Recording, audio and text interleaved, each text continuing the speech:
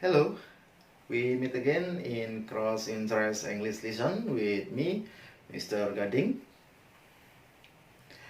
At today's meeting, the linking words we will discuss are about cause and effect. Jadi untuk pertemuan kali ini, kata-kata penghubung yang akan kita bahas adalah tentang sebab dan akibat.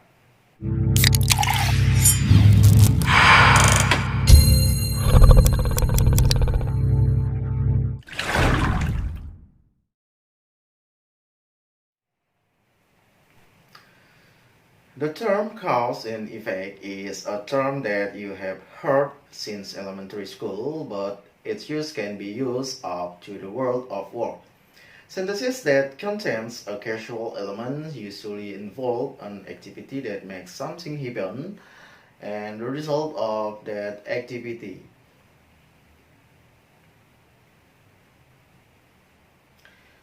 Sebab dan akibat adalah istilah yang mungkin sudah sering kita dengar dan itu pelajaran mulai sejak SD, tapi penggunaannya itu bisa digunakan sampai saat ini dan bahkan bisa digunakan sampai saat kita kerja. Kalimat yang mengandung unsur sebab dan akibat biasanya melibatkan sebuah kegiatan yang membuat sesuatu itu terjadi dan akibat dari kegiatan tersebut.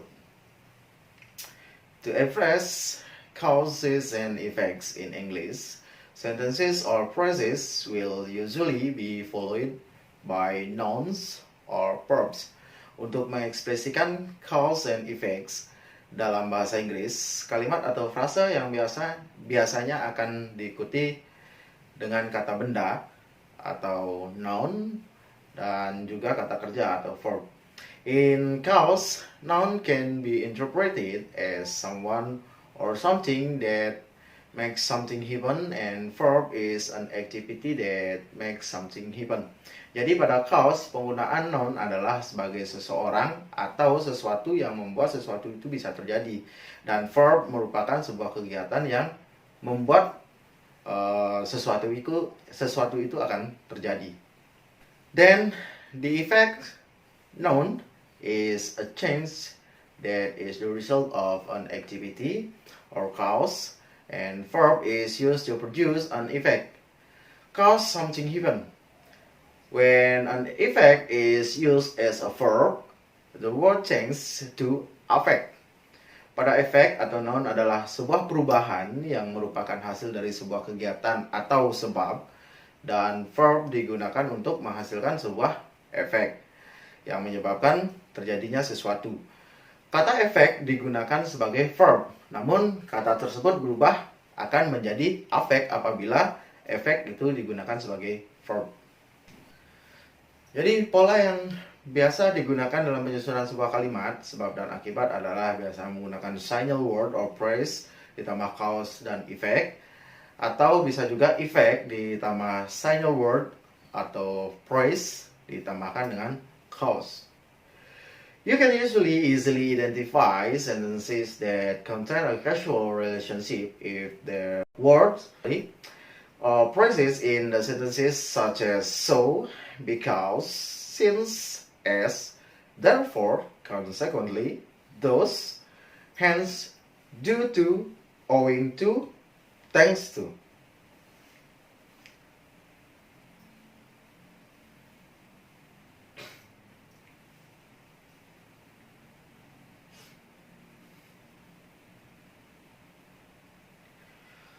We look at these two words. The price is affordable, harganya terjangkau. All students like eating there. Semua siswa suka makan di sana. Kita lihat kata ini, the price is affordable, merupakan sebab sehingga all students like eating there. Bisa kita hubungkan juga dengan linking word. The price is affordable, kita bisa gunakan so, kita bisa maknai dengan sehingga. All students like eating there. Selain so, kita juga dapat menggunakan because. Misalkan, all students like eating there because the price is affordable.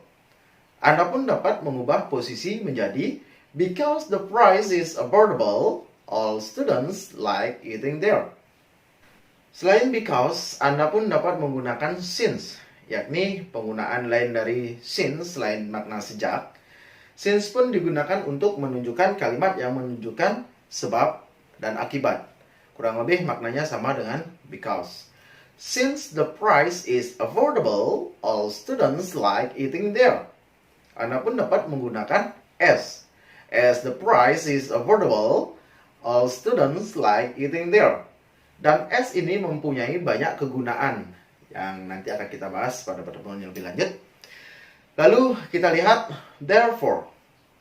The meeting is very important. Therefore, everyone should be there. Semua orang harus di sana atau semua orang harus datang. So, therefore bisa kita maknai oleh karena itu dan Anda juga dapat menggunakan consequently. Kurang lebih memiliki makna yang sama. Selain itu juga dapat menggunakan thus or hence. Namun perlu diingat, dua kata ini cenderung digunakan pada kondisi yang memang sangat-sangat formal, yaitu thus and hence. Oke, sekarang kita lihat due to, owing to, dan thanks to.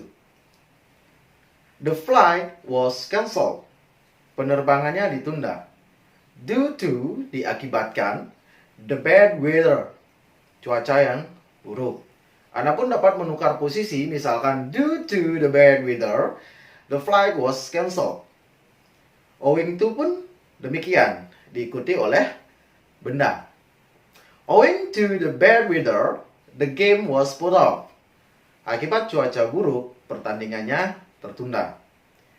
Kita lihat yang terakhir. I passed the TOEFL test. Thanks to my English teacher. Kita bisa memaknai thanks to di sini menjadi berkat, yaitu berkat guru bahasa Inggris saya, sehingga thanks to ini cenderung digunakan pada kalimat-kalimat yang bermakna positif, sehingga dapat diartikan sebagai berkat. Okay, I think it used to be an explanation of cause and effect for these today's lessons. To practice how much you are able to understand the explanation, then please do the following exercise questions. Untuk melatih seberapa kalian mampu memahami tentang penjelasan yang sudah dijelaskan tadi, selanjutnya kita coba untuk mengerjakan beberapa soal sebagai tolak ukur kemampuan kalian untuk mencerna soal tersebut.